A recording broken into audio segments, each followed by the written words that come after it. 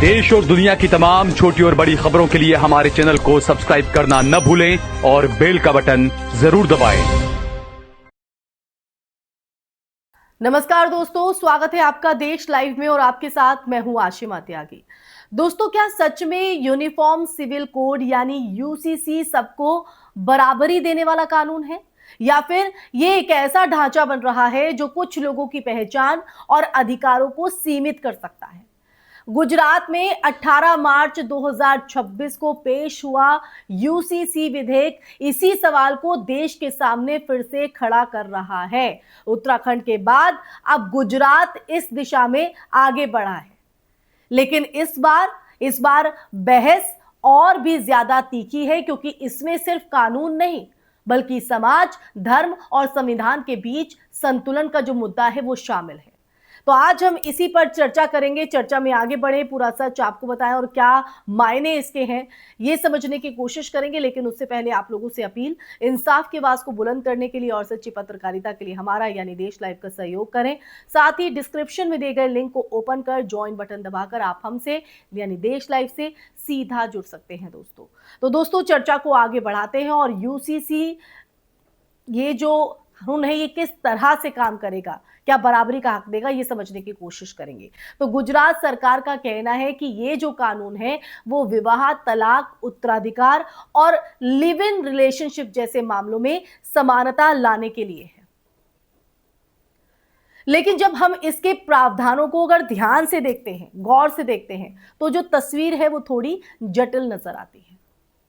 उदाहरण के लिए, लिव इन रिलेशनशिप के लिए पंजीकरण अनिवार्य किया गया है, और अगर कोई जोड़ा बिना पंजीकरण के 1 महीने से ज्यादा साथ रहता है तो उसे 3 महीने तक की जेल या जुर्माना हो सकता है।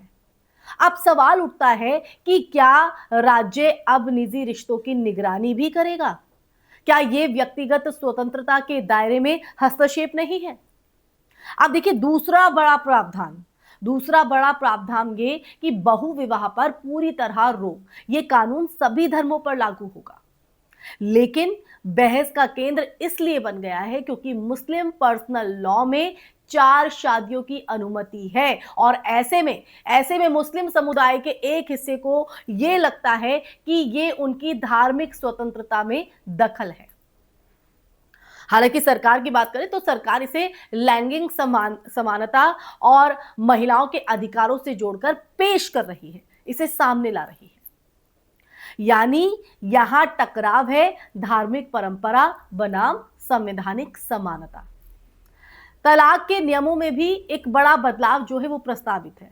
अब कोई भी तलाक, चाहे वो किसी भी धर्म के मुताबिक दिया गया हो, तभी मान्य होगा जब वो कानूनी प्रक्रिया के तहत हो। अब इसका मतलब है कि पारंपरिक या धार्मिक तरीकों से दिए गए तलाक को मान्यता नहीं मिलेगी। इसे सरकार महिलाओं के अधिकारों की सुरक्षा के रूप में पेश कर रही है, लेकिन आलोचकों का यह कहना है कि यह धार्मिक स्वायत्तता को कमजोर करता है। अब देखिए, संपत्ति के अधिकारों में भी एक बड़ा बदलाव प्रस्तावित है।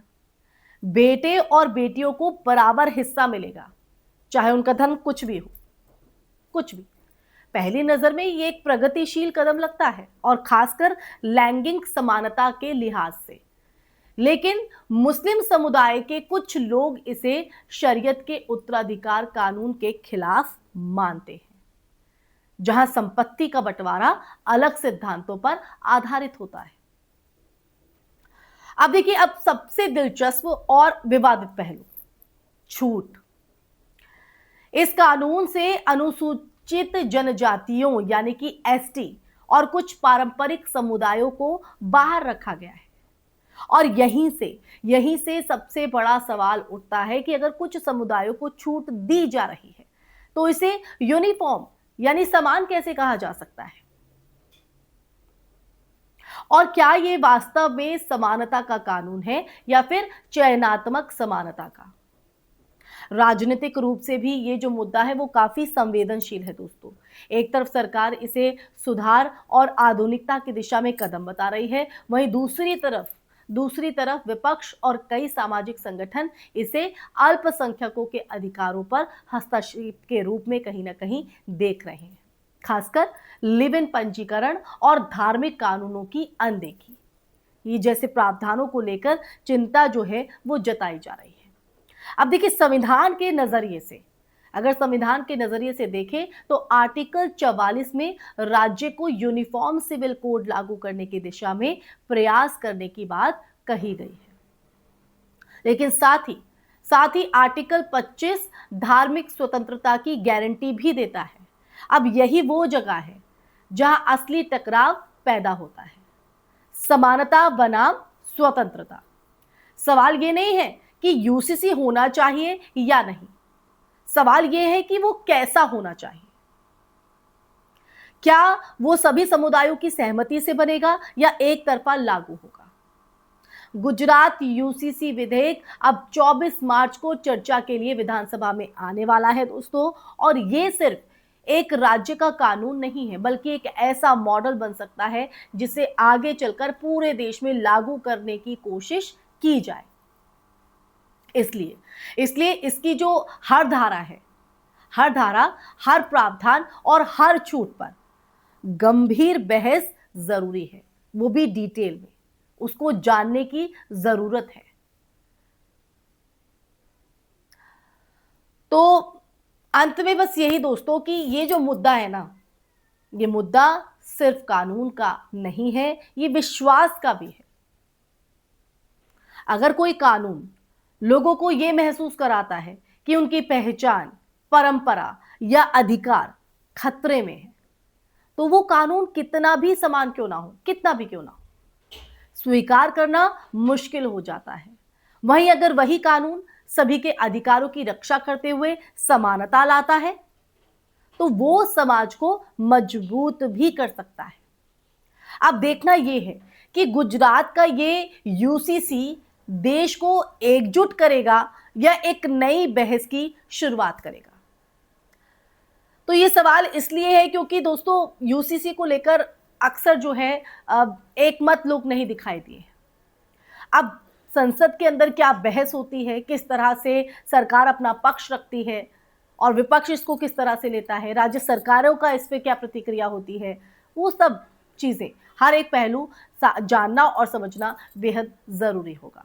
और अगर ये लागू होता है या नहीं होता है तो उसके क्या परिणाम होंगे, उसके क्या प्रभाव होंगे, ये भी देखने वाली बात रहेगी, और जो कि वक्त बताएगा दोस्तों। इसी के साथ इस चर्चा में फिलहाल के लिए बस इतना ही। ये चर्चा आपको कैसी लगी कमेंट सेक्शन में कमेंट करके दीजिएगा अपनी राय, और यूसीसी के आप समर्थन में हैं या यूसीसी के आप विरोध में हैं, ये भी कमेंट करके कमेंट बॉक्स में अपनी राय जरूर साझा कीजिएगा दोस्तों। और इसी के साथ इस वीडियो को ज़्यादा से ज़्यादा शेयर भी कीजिएगा, हमारे चैनल देश लाइव को सब्सक्राइब कीजिएगा। फिर हाजिर होंगी ऐसी ही चर्चा लेकर, सच का संवाद लेकर। तब तक के लिए अपना ख्याल रखिए। जय हिंद, जय भारत, नमस्कार।